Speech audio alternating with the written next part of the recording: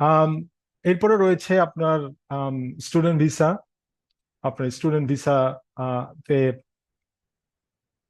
আপনার বিভিন্ন সাবজেক্টে আপনি পড়তে আসতে পারেন। যেমন আপনি আসতে পারেন সার্টিফিকেট 3, কোনো একটা যদি আপনার আহ, আমাদের দেশে যেরকম পলিটেকনিক ইনস্টিটিউট রয়েছে, আপনি কোনো টেকনিক্যাল কোর্সে যদি আপনি অ্যাফিলিয়েটেড হতে চান বা আরো ভালো জানতে চান, তাহলে সার্টিফিকেট 3 নিয়ে আসতে পারেন। এর চেয়ে আর একটু বেশি সময়ের জন্য এবং আর একটু বেটার আপনার টেকনিক্যাল কোর্স হচ্ছে ডিপ্লোমা। যদি আপনি ডিপ্লোমা করেন, আম, তাহলে যে কোনো রিকগনাইজড ইনস্টিটিউটে আপনি ডিপ্লোমা করার জন্য আসতে পারেন। এরপরে রয়েছে ব্যাচেলর ডিগ্রি, যেগুলো আমাদের দেশে যেটা আমরা অনার্স ডিগ্রি বলে থাকি। এখানে 3 বছরের 4 বছরের অনার্স কোর্স রয়েছে। কারো যদি লং টার্ম আসার ইচ্ছা থাকে, তাহলে ব্যাচেলর ডিগ্রি করার জন্য আপনি আসতে পারেন। এরপরে স্টুডেন্ট ভিসা হতে পারে মাস্টার্স কোনো কোর্স করার জন্য, মাস্টার্স রিসার্চ বা মাস্টার্স কোর্স ওয়ার্ক করার জন্য আপনি আসতে পারেন।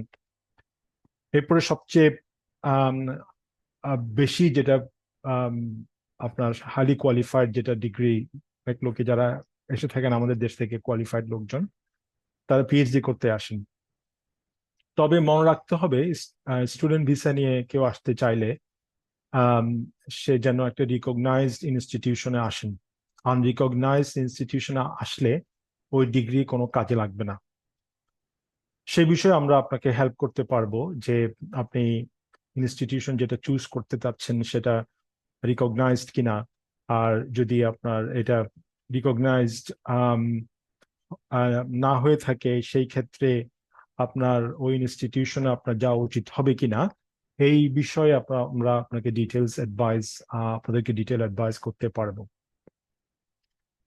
এরপর আমরা কথা বলবো ভিসার লেংথ নিয়ে, কতদিনের জন্য আপনি থাকতে পারেন এই স্টুডেন্ট ভিসা নিয়ে। যদি আপনি মাস্টার্স কোর্স করতে আসেন বা সার্টিফিকেট 3 এবং ডিপ্লোমা করতে আসেন, তাহলে আপনার ভিসা লেংথ হতে পারে 2 বছর বা তার চেয়ে কিছু বেশি। আর আপনি যদি ব্যাচেলর কোর্স করতে আসেন, তাহলে সেটা হবে 4 ইয়ার্স বা তার চেয়ে বেশি।